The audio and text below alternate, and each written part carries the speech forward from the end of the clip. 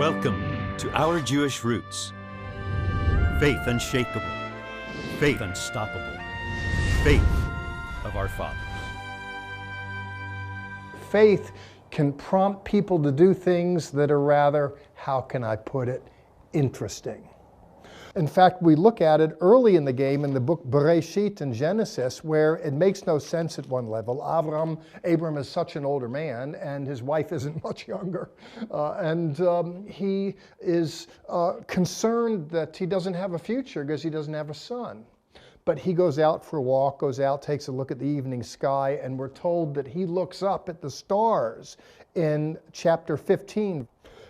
He hears the voice before that in verse 5 that your descendants will be akin to the multitude. He says, so shall your seed be. Subsequent to which in verse 6 we're told that Abraham believed God and he reckoned it to him in effect as righteousness. That is, faith prompts him to orient himself in a way that doesn't make sense at one level. So clear, and yet profound. Unless this house is built on solid ground, it will surely fail. But will we recall these precepts? We must.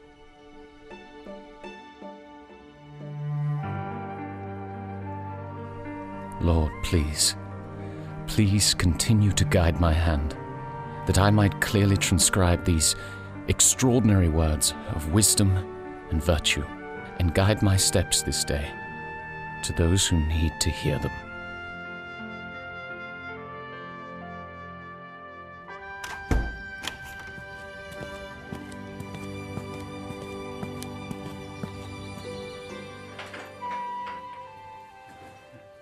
Good day, sir. Thank you for coming. Good day, Betsy. It's my pleasure.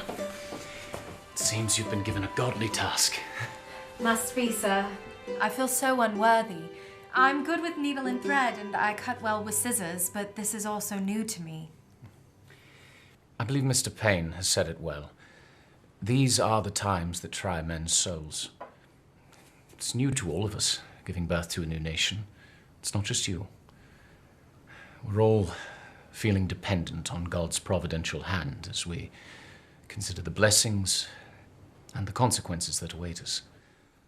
There's so much in the American founding that points back to really the Jewish heritage and history. Our founding fathers extensively quoted Old Testament passages.